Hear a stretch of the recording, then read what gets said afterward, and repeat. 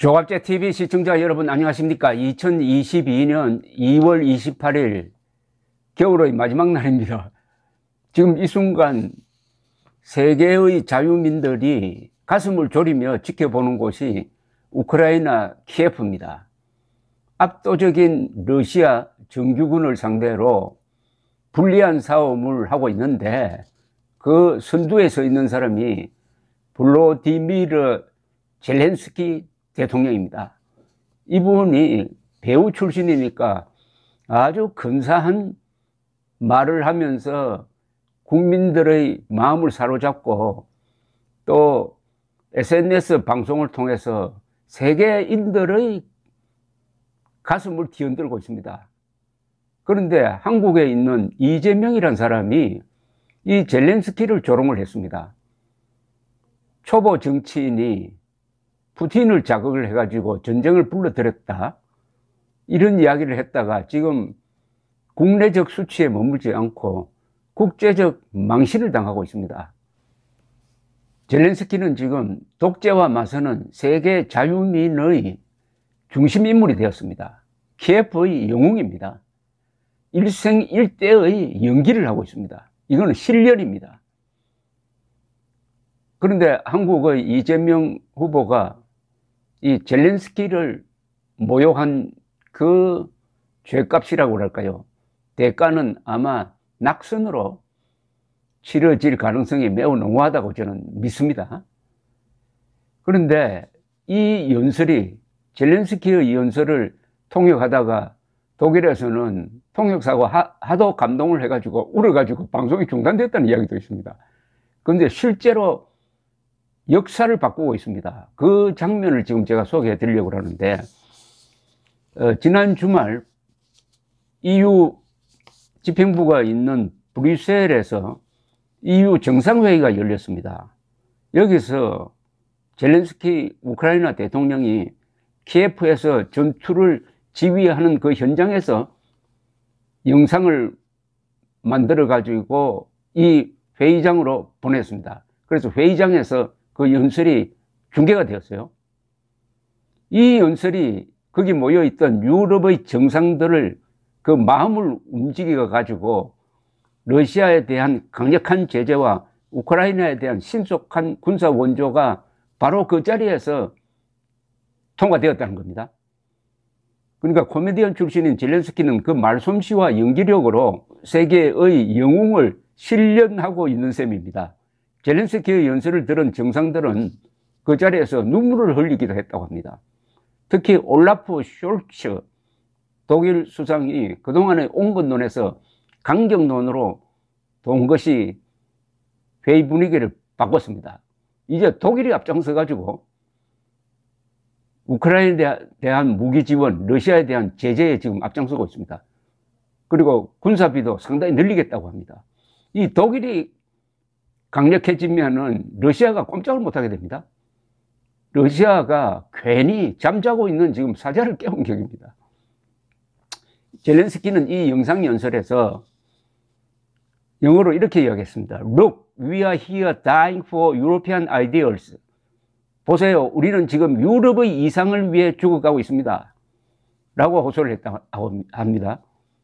이게 저희 살아있는 마지막 모습일지 모릅니다라고도 했어요. 이 다른 자리에서도 젤렌스키는 우리의 무기는 진실이다, Our weapon is truth라고 말하기도 합니다. 젤렌스키는 이 연설에서 우크라이나가 EU에 가입하려고 처절한 노력을 했던 점을 강조하면서 포위된 키예프를 살리기 위해서는 서둘러 무기를 보내주고 러시아에 대한 신속한 제재를 해달라고 호소했습니다. 그는 그 며칠 전에는 세계 최강대국이 멀리서 구경만 하고 있다면서 미국을 비판하기도 했어요. 젤렌스키는 러시아 정권을 경제 제재로 붕괴시키는 것이 푸틴의 약속을 끊는 지름길이라고 믿는 사람입니다. 그 연설이 회의 분위기를 순식간에 바꿨다고 합니다. 러시아의 주요 은행들을 달러 결제망 스위프트에서 퇴출시키는 결의는 미국조차도 엄두를 내지 못했는데 이 정상회담에서 적석 채택되었습니다. 놀라운 일입니다.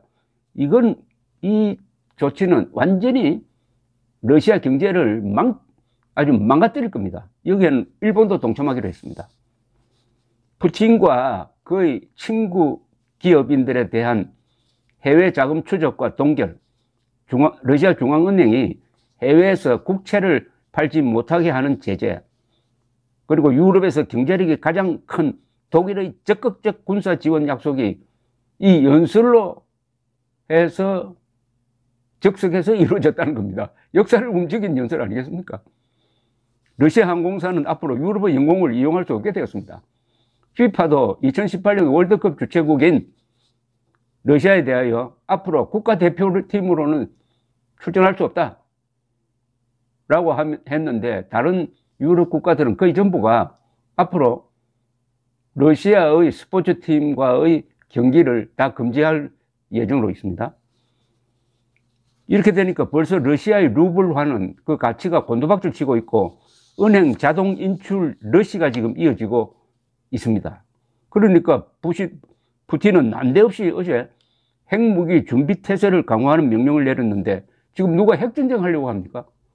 이건 위기를 조작해가지고 국내 단속을 하려는 것으로 보입니다. 그리고 이미 수천 명의 반전 시위자들을 구금만 해놓은 상태입니다. 이제 경제가 악화되고 이 전쟁이 인기가 없어지고 시신을 담은 관이 계속 모스크바로 들어올 때 어떻게 될 거냐 두고 봅시다. 앞으로 러시아는 물가가 오르고 환율 폭락으로 국민들의 저축도 종이값으로 전락할지도 모릅니다. 석유와 천연가스를 팔아 먹고 사는 러시아가 금융, 경제, 무역, 언론, 스포츠, 문화 모든 분야에서 고립될 것으로 보입니다. 러시아는 6,300억 달러 상당의 외환을 보유하고 있다고 자랑해 왔지만은 이게 별것 아닙니다. 그 중에 20%는 건물을 갖고 있는데, 이 건물 팔아서 외화를 확보하는 일도 이제 제재에 걸려서 불가능하게 되었습니다. 푸틴은 아마 예스맨으로 둘러싸여 있으니까 자유세계가 이렇게 신속하고 과감하게 단결할 줄은 몰랐을 겁니다. EU나 미국의 집행부도 예상하지 못했습니다.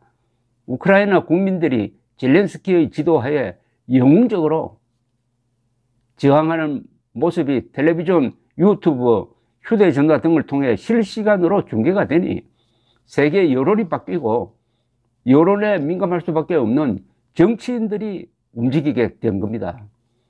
KGB 요원 출신인 푸틴이 이해할 수 없는 언론 자유의 영역입니다. 이거는 자유세계의 약점만 연구한 푸틴은 어수룩한 속에 숨어있는 자유의 저력을 몰랐고, 그 대가는 그의 목숨으로 치러질지도 모릅니다.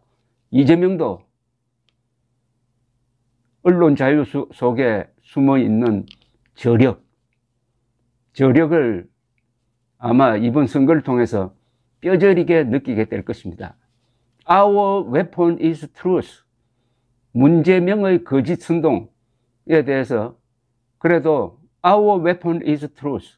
우리의 무기는 진실이다 라고 생각하면서 지난 5년 동안 버티었던 대한민국 국민들도 우크라이나 시민들처럼 오는 3월 9일 거짓 선동 세력, 좌익 세력을 심판하게 될 것이라는 느낌이 더욱 강해지고 있는 2월 28일입니다. 감사합니다.